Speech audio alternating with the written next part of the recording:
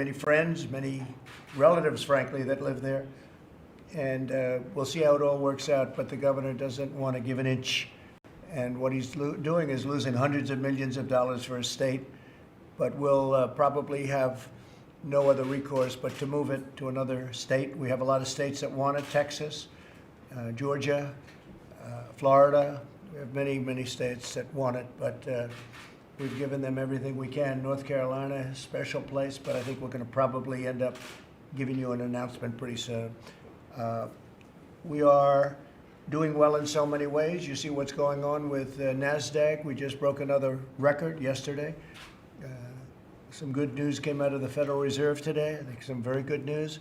We're really doing a financial comeback. The jobs numbers were fantastic. Now we'll have some other job numbers come up over the next few weeks, and we'll see how that goes, but I think it's really good, and we're on our way to a very big comeback. I'd like to ask some of the folks that I'm with today to say a few words. They've been really supporters and friends of mine. They understand life. They understand, I think, the black community better than anybody I know.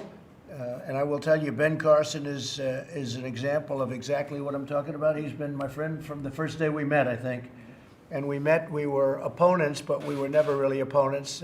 Ben is a very exceptional guy. He's done a fantastic job at HUD. But I'd like to maybe start with Ben to say a couple of words and go to Darrell and the rest of us. Let's say a few words to the press, if you would. Please, Ben. Thank you, Mr. President. We're here obviously to talk about some of the concerns in the black community that have risen to a point that people all around the world are making their voices heard. This is an opportune time to do something about it, because this administration has already established a record of actually solving problems that other people just talk about and have talked about for many years.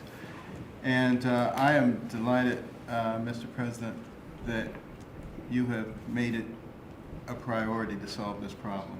And we're all going to be helping with that process. There are many others out there, people of goodwill. You know, there's some who just wait for anything to criticize it. But there are actually some people who actually want to see a solution. And I've had a chance to talk to many of them.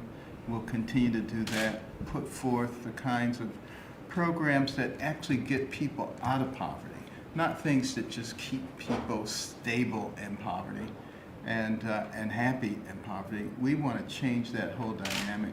And I think some of the things that have already been done, we will get back to those quickly.